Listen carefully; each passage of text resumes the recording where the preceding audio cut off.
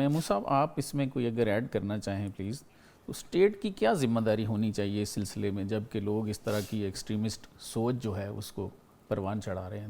دیکھیں جس طرح شاہ صاحب فرما رہے ہیں قانون کی جو ہے وہ چونکہ ہمارے پاس موجود ہے لیکن اس پر عمل درآمد نہیں ہو رہا ہے جی جی کہ جو زبردست ہے اس کے لیے قانون الگ ہے، جو متوسط ہے اس کے لیے قانون الگ ہے، غریب کے لیے قانون الگ ہے۔ بالکل ٹھیک۔ تو ظاہر ہے جب یہ طبقاتی نظام ہوگا ہمارا، عدل کا ہو، تعلیم کا ہو، رہن سہن کا ہو، تو میں سمجھتا ہوں کہ محرومیاں آئیں گی۔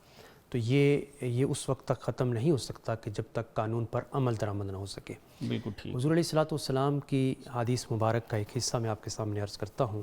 نبی پاک صلی اللہ علیہ وسلم نے ارشاد فرمایا کہ عنقریب ایسا زمانہ آئے گا کہ جس میں مسجدیں تو بن جائیں گی لیکن وہ ہدایت سے خالی ہوں گی، اللہ اکبر، اور آسمان کے نیچے بدترین لوگ ہوں گے علماء سو، بدترین لوگ ہوں گے کہ جو ظالموں کے ساتھ مل کر کے تو وہ اسلام کے مخالف، اسلام کے اگینسٹ چلیں گے اور فتنہ پرور ہوں گے، یعنی فتنہ وہاں سے اٹھے گا اور ایک دن آئے گا کہ وہ فتنہ پلٹ کر کے انہی کے پاس چلا جائے گا۔ اب اس کی اگر میں بات کروں تو اس وقت جتنے عالم اسلام کو اگر دیکھیں، چونکہ آج کا ہمارا ٹاپک یہ ہے کہ دین محمدی صلی اللہ علیہ وسلم اور آج کا مسلمان، یہ صرف پاکستان کے مسلمان کی بات نہیں ہو رہی ہے، پورے عالم اسلام کے مسلمان کی بات ہو رہی ہے۔ اس وقت عالم اسلام کے اندر جتنے اسلامی ممالک ہیں اس میں میرا حال میں 57 اسلامی ممالک ایسے ہیں کہ جن کا ایک اگٹ ہوا ہے OIC اسلامی سربراہی کانفرنس ہے، لیکن اگر کہیں بھی دنیا کے اندر کوئی اس طرح کا واقعہ ہو جائے تو وہ اس کا رزلٹ زیرو ہوتا ہے۔ بالکل ٹھیک۔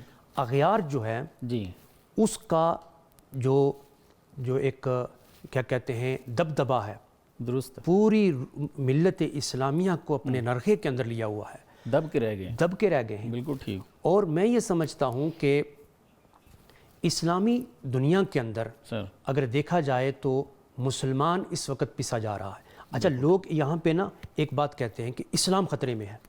اسلام کو کوئی خطرہ نہیں ہے، مسلمان خطرے میں ہے۔ بالکل ٹھیک۔ اسلام اگر یورپ کو دیکھیں تو اسلام دن بدن بڑھ رہا ہے۔ بالکل ٹھیک۔ مسلمان خطرے میں ہے، اور مسلمان خطرے میں کیوں ہے کہ اس لیے کہ ہم، وہ اقبال علیہ رحمہ نے کہا تھا کہ وہ معزز تھے زمانے میں مسلمان ہو کر اور تم خوار ہوئے تارک قرآن ہو کر۔ ہم نے قرآن کو چھوڑ دیا۔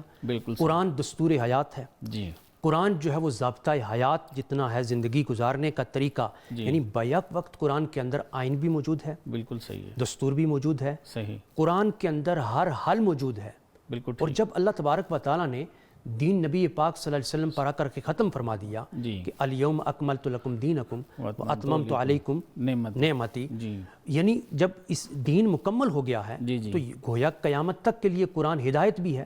اچھا، اس میں دو چیزیں ہیں، ایک قرآن جو ہے ہدی للمتقین بھی ہے اور ہدی للناس بھی ہے، یعنی لوگوں کو بھی ہدایت دیتا ہے اور متقین کو بھی ہدایت دیتا ہے۔ سبحان اللہ۔ متقین کو ہدایت یہ دیتا ہے کہ وہ صاحب ایمان بن کر کے جب قرآن کے اندر غوطہ لگاتے ہیں تو قرآن ان سے ایسے بات کرتا ہے کہ جس طرح میں اور آپ بات کرتے ہیں۔ بے شک ایسے۔ لیکن اگر کوئی صاحب ایمان نہیں ہے لیکن وہ قرآن سے رہنمائی لینا چاہتا ہے تو گویا جتنی بھی ترقی یافتہ ممالک ہیں اگر ان کو دیکھا جائے، آج ہم خلیفہ دوم سیدنا امیر المؤمنین عمر فاروق رضی اللہ تعالیٰ عنہ کے سنہری دور کا ہر ایک ذکر کرتا ہے۔ ان کا زمانے کا جو آئین ہے، دستور ہے، گویا انہوں نے قرآن سے لیا، اور یورپ نے اور جو جتنے بھی ترقی یافتہ ممالک ہیں انہوں نے یہ کیا کہ ان کے دستور کو نافذ کر دیا۔ ایسے ہی